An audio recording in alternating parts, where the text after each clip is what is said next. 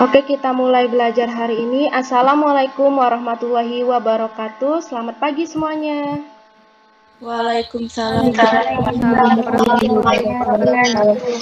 Waalaikumsalam warahmatullahi wabarakatuh. Ya, sebelum memasuki pelajaran pada hari ini, Ibu akan mengabsen kalian terlebih dahulu. Namanya yang dipanggil, silakan berkata hadir. Alimudin, Hadir, Bu. Angelica Elizabeth,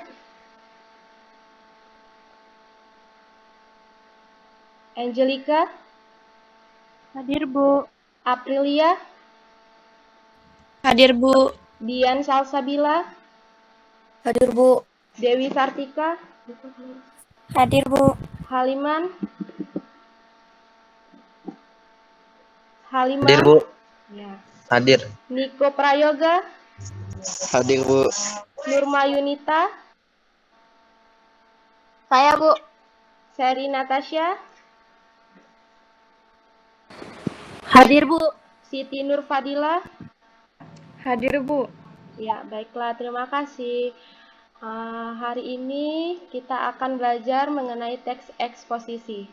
Di sini Ibu mau tanya, kalian pernah nggak mendengar, membaca, atau bahkan mengungkapkan pendapat kalian di muka umum? Pernah nggak, Nak?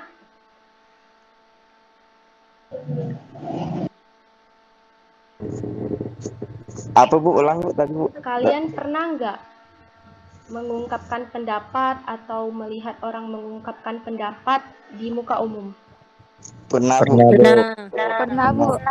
Pernah, Bu. Nak, kameranya tolong dihidupin, Nak. Ya, makasih. Baiklah, hari ini kita akan membahas mengenai teks eksposisi. Di sini ada yang tahu apakah itu teks eksposisi? Tahu, Bu. Ya. Teks Niko? eksposisi merupakan teks non-fiksi yang memuat dan menjelaskan suatu informasi atau pengetahuan berdasarkan fakta sebenarnya. Ya, benar sekali. Jadi, teks eksposisi merupakan teks non-fiksi yang memuat atau menjelaskan sebuah informasi untuk menambah pengetahuan pembacanya dan berdasarkan fakta yang sebenar-benarnya. Nah, kalian tahu nggak apa itu arti pendapat, Nah? Dewi Sartika.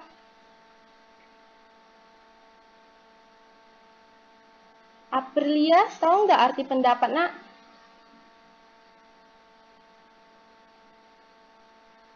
Yang lain?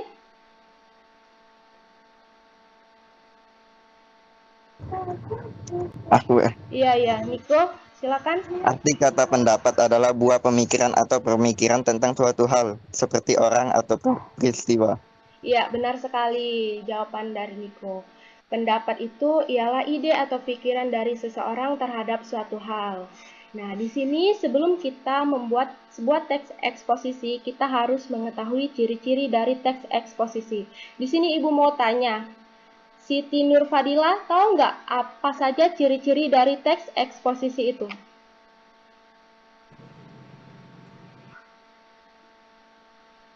Haliman? Iya, Siti Nur Fadila dulu. Silakan, Nak. Ciri-ciri eksposisi adalah berusaha menjelaskan tentang sesuatu, gaya bersifat informatif, fakta juga dipakai sebagai alat konkretasi paragraf eksposisi umumnya. Ya, terima kasih. Yang lain? Nak, tolong kameranya Nak dihidupin lagi ya. Jangan dimatiin dulu. Seri tahu nggak ciri-ciri dari teks eksposisi? Kamu cak tadi itulah, Bu. Oke, sama ya. Oke, yang dijawab teman kita tadi itu nanti ya. Oke, yang dijawab teman kita tadi itu sudah benar.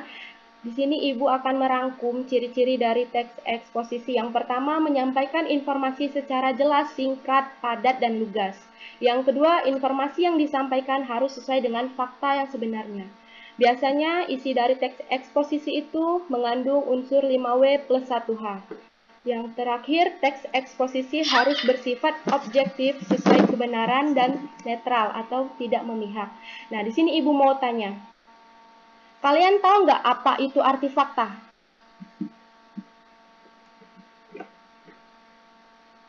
Haliman?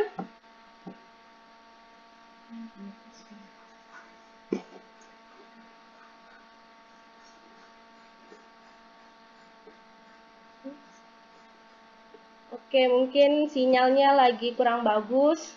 Niko? Apa tadi Bu? Ulang Bu. Pengertian fakta. Pengertian fakta Bu. Iya. Fakta adalah segala hal yang bisa ditangkap oleh indera manusia berupa data dari keadaan kenyataan yang terbukti kebenarannya. Iya, benar sekali. Fakta itu suatu hal yang sudah diakui kebenarannya. Ada pendapat yang lain mengenai pengertian fakta? Coba Ibu mau tanya Nurma? Saya, Bu. Iya. Apa itu arti fakta, Nak? Fakta adalah hal atau sesuatu yang benar-benar terjadi atau dapat dibuktikan kebenarannya. Fakta merupakan pernyataan yang menampilkan situasi real dari masalah atau kejadian. Iya, bagus sekali jawabannya. Terima kasih, Nurma. Iya, Bu. Nah, setelah itu, setelah kita tahu ingin membahas mengenai apa dalam teks eksposisi, kita harus melihat fakta yang sebenarnya. Kita tidak boleh membuat teks eksposisi dengan suatu hal yang masih berbau opini. Opini itu merupakan pendapat seseorang, namun kebenarannya itu belum diketahui. Jadi kita harus membuat teks eksposisi harus sesuai dengan fakta yang sebenar-benarnya. Setelah itu, biasanya teks eksposisi itu mengandung unsur 5W plus 1H. Ada yang tahu apa itu 5W plus 1H? Coba Dian Salsabila. Iya Bu, boleh diulang nggak?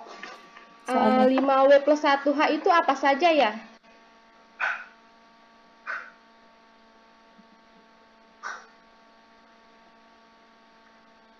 Kalau dalam bahasa Inggris biasanya kita kenal dengan what, who, where, when. Nah, kalau dalam bahasa Indonesia apa ya 5W plus 1H itu?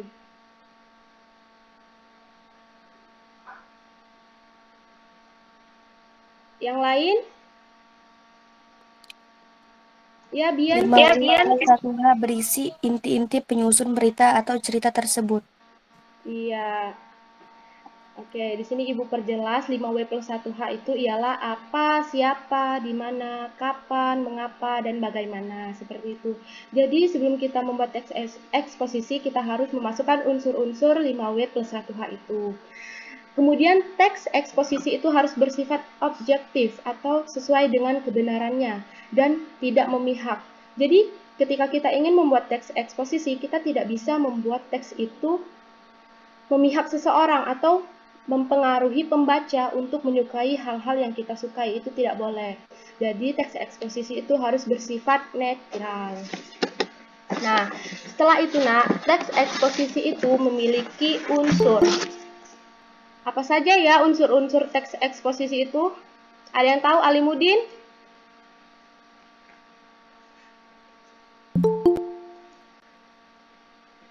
Struktur, maksud Ibu struktur teks eksposisi. Anakku sekalian, kameranya tolong dihidupin ya.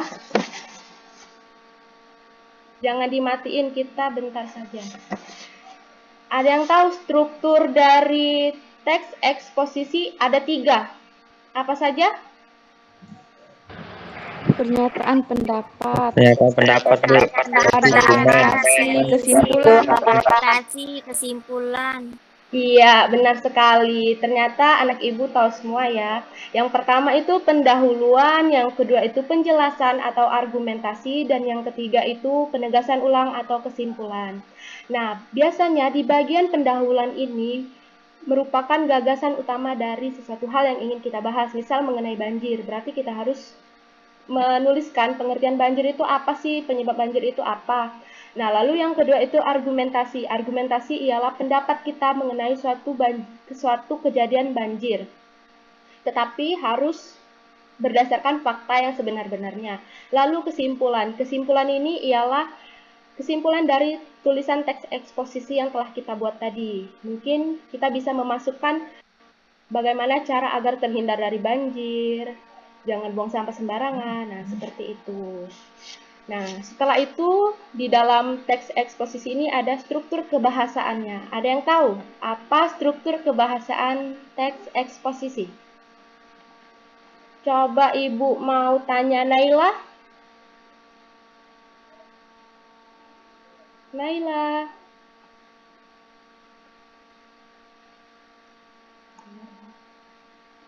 Kita tanya Alia Nur Sabrina.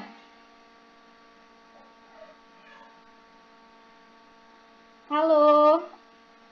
Yang lain deh yang mau apa sih struktur kebahasaan dari teks eksposisi? Ayo siapa yang mau?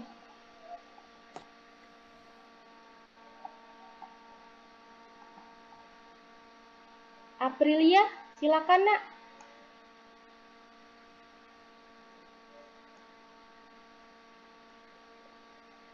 Oke, mungkin terkendala sinyal ya. Di sini Ibu akan menjelaskan struktur kebahasaan dari teks eksposisi.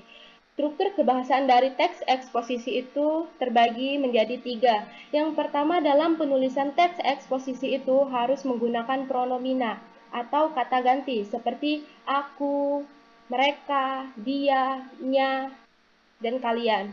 Yang kedua itu harus menggunakan kata konjungsi. Kata konjungsi itu merupakan kata hubung antara kata per kata atau kalimat per kalimat. Contohnya seperti tetapi, karena, dan, atau. Nah, seperti itu. Dan yang terakhir itu menggunakan makna leksikal. Makna leksikal itu ialah makna yang sebenar-benarnya atau makna yang memiliki satu buah arti, tidak memiliki arti ganda. Contohnya seperti kursi. Kursi itu makna sebenarnya ialah tempat duduk. Nah, seperti itu. Jadi dalam teks eksposisi kita harus biasanya menggunakan ketiga struktur kebahasaan itu. Yang pertama pronomina, yang kedua kata konjungsi, dan yang ketiga makna leksikal. Nah, dari penjelasan Ibu ini, apakah ada yang ingin bertanya? Tidak, Bu. Enggak ada. Yang lain, apakah ada yang ingin bertanya?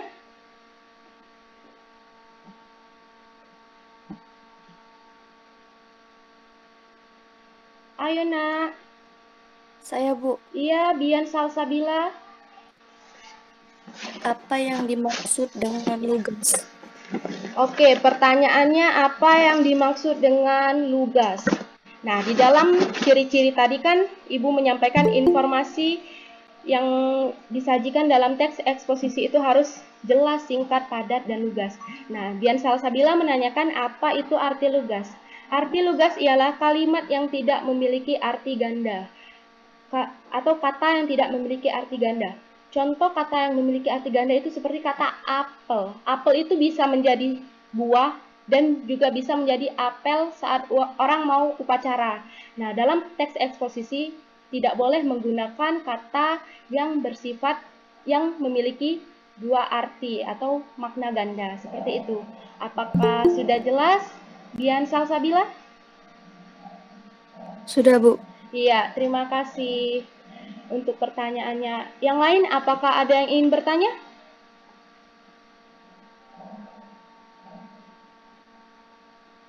Atau ada yang kurang jelas dari penjelasan Ibu, Nak?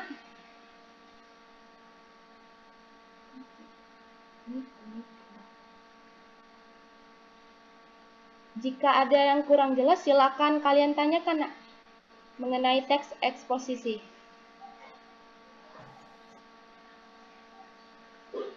Sudah. Oke, sepertinya tidak ada yang ingin bertanya lagi. Mungkin terhalang sinyal ataukah memang kalian sudah merasa jelas ya? Nah, di sini Ibu mau tanya, ada nggak sih yang mau bantu Ibu untuk menyimpulkan pembelajaran kita pada hari ini mengenai teks eksposisi? Aku Bu. Iya. Nak, hidupin kameranya, Nak, tolong. Kameranya, Mbak. Iya. Iya, simpulkan, Nak. Jadi kesimpulan pelajaran hari ini ialah tujuan dari teks eksposisi adalah menjelaskan suatu informasi atau pengetahuan dari penulis berdasarkan fakta sebenarnya agar menambah wawasan bagi pembaca. Iya, benar sekali. Jadi kesimpulan dari teks eksposisi ini ialah menjelaskan suatu informasi atau pengetahuan kepada pembaca berdasarkan fakta yang sebenar-benarnya. Dan teks eksposisi ini memiliki struktur kebahasaan ialah pronomina, kata leksikal, dan kata konjungsi. Selain itu, teks eksposisi memiliki struktur yang pertama pendahuluan, yang kedua itu argumentasi, dan yang ketiga itu penutup. Oke, terima kasih anak-anakku untuk waktunya sekalian. Ibu ucapkan terima kasih untuk kalian dan marilah kita bersama-sama mengucapkan lafaz hamdalah. Alhamdulillah. Iya, pelajaran kita sudah selesai. Silakan jika ingin meninggalkan forum ini, Ibu persilakan. Untuk Ibu Sumarni, terima kasih Bu sudah datang. Oh, sudah difoto, Nak? Sudah, Oh, Bu. sudah. Sudah. Ya. Terima kasih. Iya, Ibu. Makasih, Bu. Ya, Bu. Nak. Ya, Bu. Assalamualaikum. Ya, Bu. Waalaikumsalam warahmatullahi wabarakatuh. Iya, makasih.